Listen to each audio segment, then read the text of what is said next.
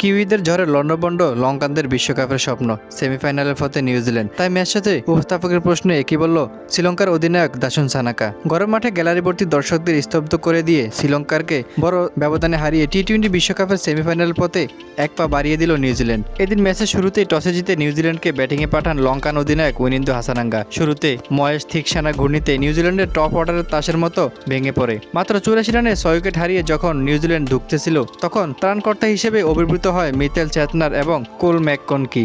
সপ্তম উইকেটে এই দুই ব্যাটার মাত্র 47 বলে অবিস্মরণীয় 84 রানের জুটি গড়ে নিউজিল্যান্ডকে সম্মানজনক অবস্থানে নিয়ে যান। চ্যাটনারের বিধ্বংসী ফিনিশিং এবং ম্যাককনকির বুদ্ধিদীপ্ত ব্যাটিংয়ে নির্ধারিত 20 ওভারে নিউজিল্যান্ড 168 রান করে 7 উইকেট হারিয়ে 169 রানের জয় লক্ষ্যে ব্যাট করতে নেমে শুরু থেকেই চরম বিপর্যয়ে পড়ে শ্রীলঙ্কা। ইনিংসের প্রথম বলেই মোট হ্যানরির শিকার হন ওপেনার পাথুন নিসাঙ্কা।